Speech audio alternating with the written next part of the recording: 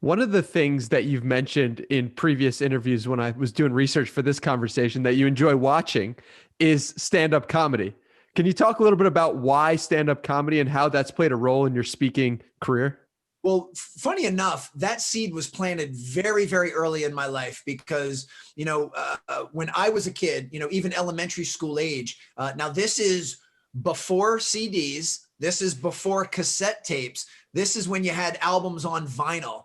And my dad had always liked stand-up comedy, and he had a bunch of stand-up comedians on vinyl. And the two that I remember the most were Steve Martin and Bill Cosby. And they're two, and I obviously am well aware of Bill Cosby's indiscretions since then. So this is by no means condoning his character, but I think there's very few people that would argue what a pioneer he was in the comedic space and what a genius he was as a stand-up comic, and so forth. And same thing with Steve Martin. I mean, you're talking about two Hall of Famers in that regard. And I remember just listening to their stuff over and over and over. And one, it made me laugh.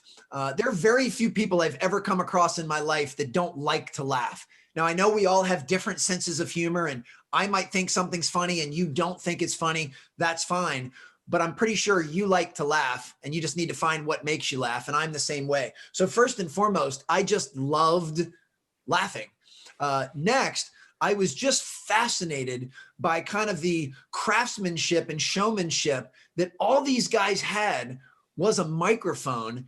And there's this entire room full of strangers. And in Steve Martin's case, he would sell out Madison Square Garden. I mean, you're talking arenas full of people that paid money with an expectation to laugh, and with nothing other than a microphone. He could basically take those people on a journey for 60 to 70 minutes. I was blown away by that. And it's funny because I think that's really where the breadcrumbs were first laid that I would eventually go into keynote speaking. While I certainly try to interject humor into my keynotes, I have no desire to be a stand-up comedian, but I want to have that same command. I want a group of people that come into my keynote with an expectation to learn something, and all I have is a microphone, and in some cases, potentially a slideshow or some AV stuff, but that's more to hold their attention and to keep them in it. So I think that's where that was first planted. And then next was George Carlin, and George Carlin was incredibly different than Cosby and Steve Martin because he was very dirty and very politically incorrect. And, when you're of middle school age, anything that's taboo, anything with cuss words, I was naturally drawn to. So, now I'm hearing someone that was doing it at an elite level, but boy, he was kind of counterculture. And I just thought that was so cool. So that was kind of where the initial seeds were planted. And I've always loved stand-up comedy since. But now, in addition to just my pure love of the genre and my pure love of laughing, I really study stand-up comedians to improve my public speaking. I check out their physicality and their facial expressions and their timing and their tonality, the way they tell stories, how they use a punchline, and just the pure journey that they take someone on. I aim to emulate many of those traits. And, so for me, it's a double win. I really enjoy the art form. I enjoy laughing, but it also helps add value to what I'm doing. And a close parallel to that is my love for hip hop music.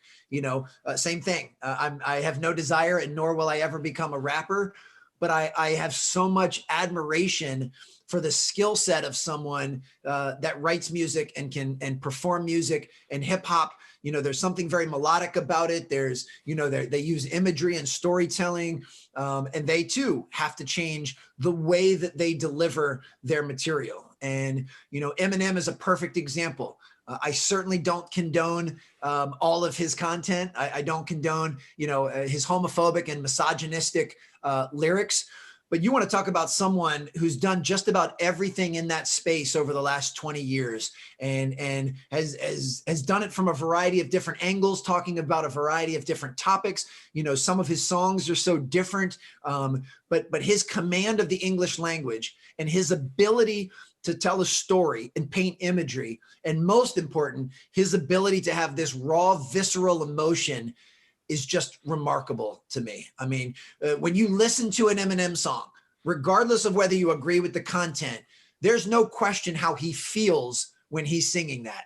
You know, when he sings a song about killing his mom, you know it's coming from a place of anger and a place of rage. There's nothing hidden behind that. And I've always found that fascinating. So those are definitely two areas that still to this day, I consume as much as I can. But now I actually have a reason for doing it because I'd like to believe it makes me a better speaker.